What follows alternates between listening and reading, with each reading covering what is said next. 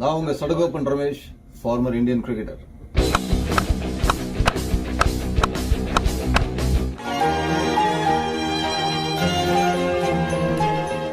வணக்கம் சகோ.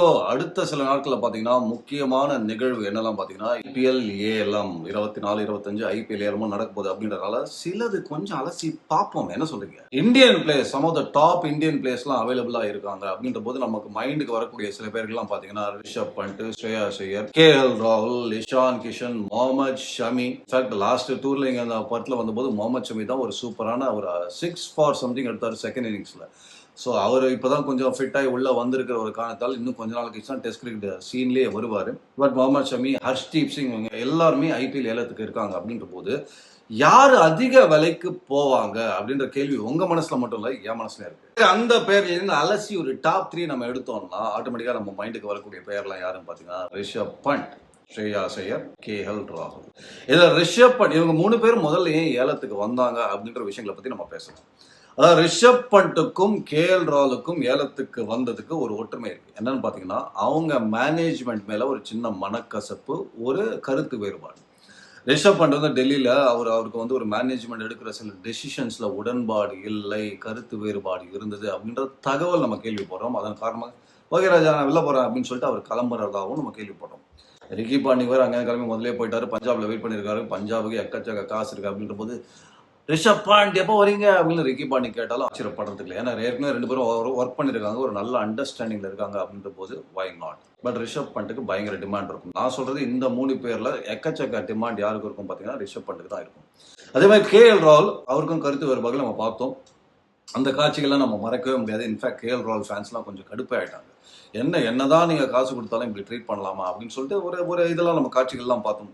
யாரு ரைட்டு யாரு தவறுன்றதெல்லாம் விட்டுருங்க. பட் ஓவராலா ஒரு மனக்கசப்பு வந்துருச்சு அப்படின்ற உடனே ஒன்னு டீமே சொல்லியிருப்பாங்க, இல்ல ராகுல் நம்ம பிரிஞ்சிடலாம்னு சொல்லியிருப்பாங்க, இல்ல ராகுல் இல்ல ராஜா நான் கிளம்புறேன், எனக்கு இங்க உடன்பாடு இல்லை அப்படின்னு சொல்றதுக்கான வாய்ப்பு. ஏதோ ஒன்று டீம் ரிட்டைன் பண்ணல, இல்ல கேஎல் ராகுல் ரிட்டைன் பண்ண வேணாம்னு சொன்னது ஏதோ ஒன்று கேஎல் ராகுல் இப்ப ஏலத்துக்கு வந்தாச்சு. ஸ்ரேயாஸ் ஐயர் நீங்க பாத்தீங்கன்னா அடுத்தது கேகேஆர் டெஃபினட்டா ரொம்ப கீனா இருந்தாங்க அவர் ரீட்டைன் பண்றதுக்கு. 2-3 ரவுண்ட்ஸ் எல்லாம் பேசினாங்க அப்படின்ற தகவல் நம்ம கேள்விப்படுறோம். பட் ஸ்ரேயாஸ் ஐயர் கேட்ட தொகை ஒரு 30 கோடி ரூபாய் வரைக்கும் கேட்டாரு அப்படின்றதால நான் அப்படியே ஷாக் ஆயிட்டேன் அப்படின்னு ஷாருக் கான் ஃபீல் பண்ண மாதிரியும், இல்லப்பா ராஜா 30 கோடிக்கெல்லாம் இன்னும் தில்வாலே நை துலானியா லே ஜாயங்க அப்படின்னு சொன்ன மாதிரியும் நம்ம கேள்விப்படுறோம். அதன் காரணமாக ஸ்ரேயாஸ் ஓகே நான் வெளியே போறேன், எனக்கு பயங்கர டிமாண்ட் இருக்குன்னு வந்துட்டாரு. ஸோ இவங்க அதாவது இந்த 3 பேர்ல கேஎல் ராகுலும் ரிஷப் பண்ட்டும் வந்து வெளியே வந்த ஒரு தகவல் நம்ம ஒரு ஒற்றுமை பார்க்கிறோம். ஸ்ரேயாஸ் ஐயர் வெளில வந்ததுக்கு பைசா தான் காரணம் அப்படின்றதையும் நம்ம பார்க்கிறோம்.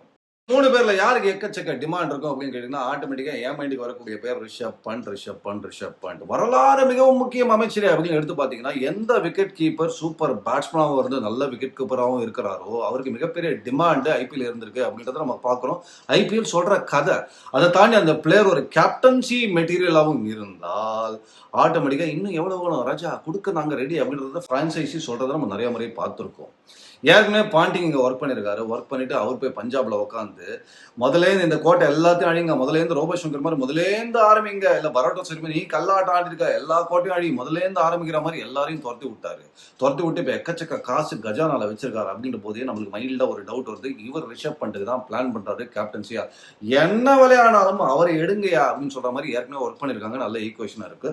பட் நான் பஞ்சாப் மட்டும்தான் போவாங்கன்னு சொல்லல, யாருக்கிட்ட எல்லாம் எக்கச்சக்க காசு இருக்கோ அவங்களாம் ரிஷப் பண்ட்ட வாங்க ராஜா, அதுவும் எங்களுக்கு கேப்டனும் தேவை அப்படின்ற போது கேப்டனுக்கும் ஒரு வெற்றிடம் இருக்கு, எக்கச்சக்க காசும் இருக்குன்ற பிரான்சைஸ் எல்லாம் ரிஷப் பண்ட்ட வேட்டையாடுறதுக்கு ரெடியா இருப்பாங்கயா. வேட்டையன் மனசுலாயோ ரிஷப் பண்ட் தான் நம்பர் 1 செம்ம டிமாண்ட் இருக்கும் இந்தியன் பிளேஸ்ல எனக்கு பிடிக்கும். அடுத்து நீங்க பாத்தீங்கன்னா ஸ்ரேயாஸ் ஐயர் நெக்ஸ்ட் வரலாம். ஸ்ரேயாஸ் ஐயர் நீங்க பாத்தீங்கன்னா ஐபிஎல் தான் வின் பண்ணிருக்காரு. ஒரு கேப்டன்சி அவர் கேட்ட தொகை 30 கோடி ஏதாவது ஒரு பிரான்சைசி அவர் கொடுத்து இருப்பாங்கன்றது எனக்கு கொஞ்சம் டவுட்டா இருக்கு ராஜா. அதையும் தாண்டி பிரான்சைசி பண்றாங்கன்றது வெயிட் பண்ணி பார்க்கலாம். பட் என்னன்னா பிரான்சைசி எப்படி யோசிப்பாங்கன்னா நீங்க ரைட்டு ஸ்ரேயாஸ் நீங்க போய் வின் பண்ணீங்க, ஐபிஎல் கேப்டன்சி எல்லாம் பண்ணிருக்கீங்க, உங்க கேப்டன்சில செம்மையா கேட்கற வின்லாம் பண்ணிருக்காங்க அப்படின்ற போது ஆனால் அங்க ஒரு ஆணா வைப்பாங்க. என்னன்னு கேட்டீங்கன்னா நீங்க ஒரு பேக்கேஜா இருந்தீங்க. நீங்க கம்பீர் இருந்தாரு அங்க கோச்சா. என்ன இருந்தாலும் கம்பீர் இப்ப வந்து இந்தியன் டீம்ல வந்து கோச்சா சொதப்பினாலுமே ஐபிஎல் நல்லா பண்ணிருக்காரு, ஒரு கேப்டன்சியும் நல்லா பண்ணிருக்காரு, ஒரு கோச்சிங்கும் நல்லா பண்ணிருக்காரு. அப்படின்ற போது கம்பீரோட கோச்சிங் தான் முக்கியமான காரணம் அந்த ஐபிஎல் வின் பண்ணதுக்கு அப்படின்னு நிறைய பிரான்சைசி ஒருவேளை ஃபீல் பண்ணால் அப்ப ஸ்ரேயாஸ் ஐயர் எதிர்பார்க்கிற தொகை கண்டிப்பா அவர் கிடைக்காது. ஏன்னா வெறும் பேட்ஸ்மேனா ஸ்ரேயாஸ் ஐயர்லாம் 30 கோடி யாருமே கொடுக்க மாட்டாங்க. ஸோ நீங்க வந்தாலுமே கேப்டன்சி பண்ணாலுமே இப்போ அது அது ஒரு ப்ரெஷர் வரும். ஸ்ரேயா சார் வேற எங்கேயாவது போய் கேப்டன்சி பண்ணி அந்த ஃப்ரான்ச்சைஸி ஒருவேளை வின் பண்ணலாம், முழு காரணம் கம்பீர் தான். அது அடுத்த வருஷம் பேசுவாங்க, இப்போ இல்லை அடுத்த வருஷம். ஸோ அங்க ஒரு ஆணா வச்சு தான் ஸ்ரேயா சார் யோசிப்பாங்க. ஆனா ஸ்ரேயா சாருக்கு ஒரு நல்ல டிமாண்ட் இருக்கும். பட் அவர் எதிர்பார்க்குற டிமாண்ட் இருக்குமாறது கொஞ்சம் டவுட்டான ஒரு விஷயம். ஸோ ரிஷப் பண்ட்டுக்கு இருக்கக்கூடிய டிமாண்ட்ல ஸ்ரேயா சாருக்கு கொஞ்சம் குறைவா இருக்கிறதுக்கு, கொஞ்சம் இல்ல, நல்லா குறைவா இருக்கிறதுக்கு ஒரு வாய்ப்பு இருக்கலாம். அடுத்தது நம்ம பார்க்க வேண்டிய யாருன்னு பார்த்தீங்கன்னா கேஎல் ராகுல். இப்போ இவங்க 2 பேருக்கும் ஒரு கேப்டன்சிக்கு வாய்ப்பு இருக்கு. ஃப்ரான்ச்சைசி நீங்க வாங்க கேப்டன்சி பண்ணுங்கன்னு சொல்றதுக்கு ஒரு வாய்ப்பு இருக்கு. பட் கேஎல் ராகுல ஒரு கேப்டனா ஒரு ஃப்ரான்ச்சைசி யோசிப்பாங்களோட பொறுத்து இருந்தா பார்ப்போம். பட் பேட்டரா அவருக்கு மிகப்பெரிய டிமாண்ட் இருக்கும். அட்டகாசமான பேட்ஸ்மேன் அப்படின்றதால கேஎல் ராகுலுக்கும் ஒரு மிகப்பெரிய டிமாண்ட் பேட்டரா இருக்கும். பட் நான் சொல்றது நீங்க பாத்தீங்கன்னா அட்டகாசமான பிளேயர் கேப்டன்சியும் பண்றதுக்கு ஒரு தகுதி இருக்குன்ற போது அந்த டிமாண்ட் அந்த ஜாஸ்தி ஆகும் இல்லையா? உங்களுக்கு பைசா எக்கச்சக்கமா கொடுக்கறதுக்கு ஃப்ரான்ச்சைசி ரெடியா இருப்பாங்க. பட் நீங்க ஒரு பியூர் பேட்ஸ்மேன், ஒரு அட்டகாசமான பேட்ஸ்மேன் அப்படின்னாலுமே அதற்கான ரேட்டு கொஞ்சம் கீழே வரும். அப்படின்றதுனால எனக்கு தெரிஞ்சு கேஎல் ராகுலுக்கு மீண்டும் வந்து ஒரு ரிஷப் பண்ட் அளவுக்கு டிமாண்ட் இருக்காது அப்படின்றது. நம்ம மீண்டும் இந்த 3 பேர்ல நான் சொல்றது டாப் ரிஷப் பண்ட் தான் இருக்கும். ஸ்ரேயாஸா கேஎல் ராகுல நம்ம வெயிட் பண்ணி பார்க்கலாம். பட் கேஎல் ராகுல் ஒரு பேட்ஸ்மேனா கண்டிப்பா அவருக்கு ஒரு டிமாண்ட் இருக்கும். இந்த வாரம் ஒரு பரபரப்பான வாரம். இந்தியா ஆஸ்திரேலியா மேட்ச் நடக்க போது, அதுக்கப்புறம் ஐபிஎல் ஏலமும் நடக்க போகுது அப்படின்றதுனால நம்ம கொஞ்சம் பரபரப்பாக தான் இருக்க வேண்டிய ஒரு கட்டம். அது தவிர நம்ம சீக்கிரம் ஏந்துக்கணும். காலைல கொக்கரக்கோன்னு நம்ம தான் கத்தணும். அதுக்கு காரணம் ஆஸ்திரேலியா ஆடுற டைம்ல பார்த்தீங்கன்னா இங்கே 5, 5:30.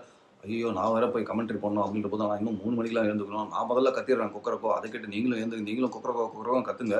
ஏன்னா நம்ம இந்தியன் டீமை நம்ம சேர் பண்ணி ஆகணும். எனிவே சில பேர்லாம் வந்து அடிக்கடி வீடியோ போடுங்கன்னு சொல்றீங்க. ரொம்ப ரொம்ப சந்தோஷமா இருக்கு கேட்கறதுக்கு. எங்கெல்லாம் டைம் முடியுது சைக்கிள் கேப்ல நானும் சிதறின வீடியோலாம் போட்டுட்டு இருக்கேன். பார்த்து சந்தோஷப்படுங்க தயவு செஞ்சு. அண்ட் சப்போர்ட் பண்ணுங்க, ஷேர் பண்ணுங்க, சப்ஸ்கிரைப் பண்ணுங்க, பெல் பட்டன் தட்டுங்க, எல்லாத்தையும் பண்ணுங்க. ஓகே சகோ. ஹேவ் அ நைஸ் டே சகோ.